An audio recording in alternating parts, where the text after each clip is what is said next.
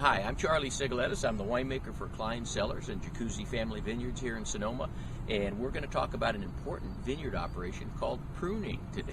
During the course of the growing year, when the vines are nice and warm, all sorts of things are going on. Those leaves are making sugar, the roots are sucking up minerals and waters, things are flowing through the vine.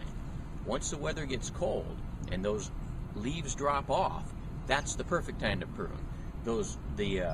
The flow stops and the vines are called dormant. And that's where we are right now. In the middle of winter, we're going to prune this vine. Okay, now during the course of the year, there's something on the vine called buds. And I don't know if you can see these little things right here. Those are buds. Well, this is 1 year's worth of growth. And this cane emerged from one bud. So in 1 year, this cane grew, and you can see it's about 3.5, 4 feet long.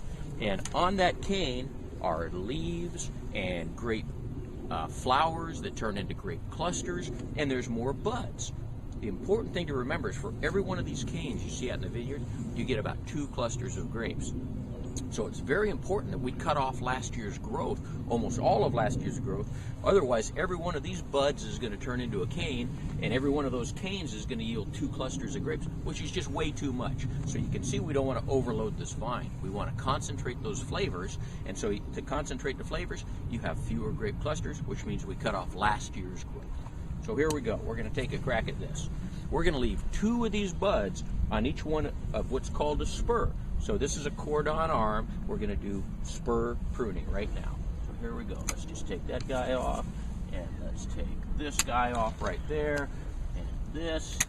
And you can see what we're leaving with these little spurs is we're leaving 2 buds. And each bud is going to grow out once the weather starts warming up, and it's going to give us 2 clusters of grapes. That's kind of what it looks like.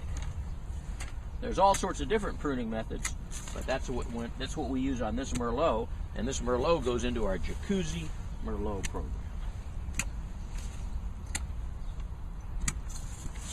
That might be a few too many buds right there, but you get the idea. So, cheers.